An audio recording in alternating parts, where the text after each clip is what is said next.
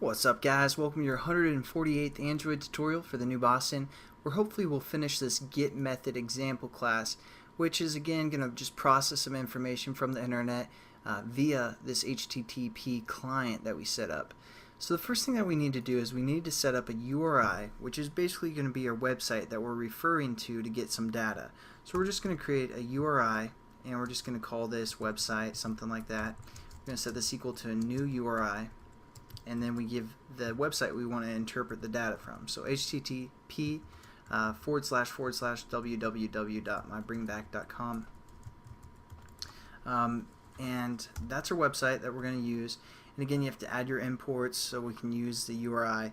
And now what we want to do is we want to set up basically the method that we want to use through our client.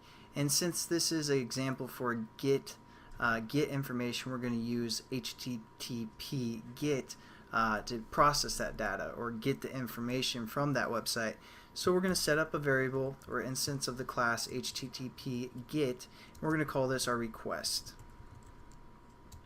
What we're going to do, we're going to set this equal to, again, just a new HttpGet method and then or instance of this class, import, and then what we can do is we can say our request dot set URI, and then we're going to refer to our URI that we just set up, which we call our website.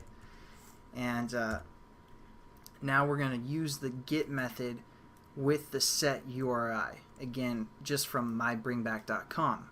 Now what we're going to do is we're going to set up basically the information that we're getting from the website, and that's going to be our response.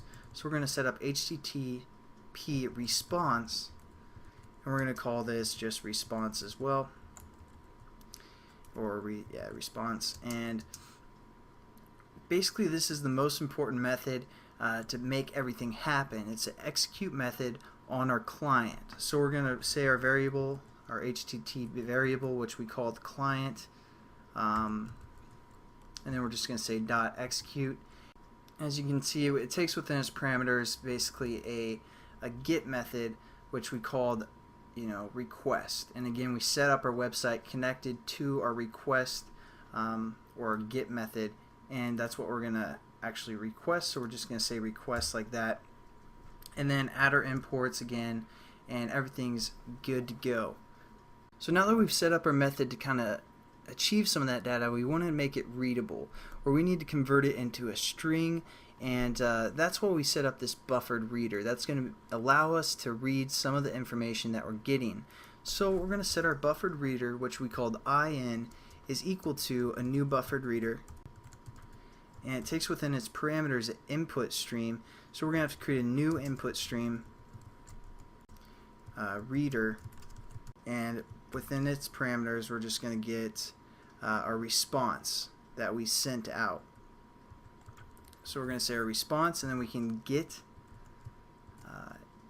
entity, and that's just going to open up the entity of the response if there is one, and then we're also going to say get the content after we open up the entity. And there we go, we've set up our buffered reader, and again we just import our input stream reader as well. And it looks like we're probably going to run out of time for this tutorial, so it'll probably be one more tutorial before we finish up this method. Thought we could get it done, but it's taking a little bit too long. But let's just talk over everything that we've done again. We set up a buffered reader to be null, and a string, which is our actual return data, to be null. We haven't gotten to that yet. But then what we do is we set up an HTTP client, which is just going to be kind of the default client. We set up a website that we want to process some information from, and we set up some sort of request or some sort of method. And since we're just trying to get the data, we're going to use the HTTP get. There's also a put. There's also like a post method that you can use, but right now we're just working with the get method. Then once we set up our request, which again is just our get method, we're going to set the URI to our website, and then we're going to try and execute everything. So we're going to refer to our client, and we're going to execute the request that we set up, and then we need some way to read it. So we're going to set up a buffered reader, which is going to take an input stream reader, which is basically converting this to input stream. and I have one extra parentheses there, so just delete that.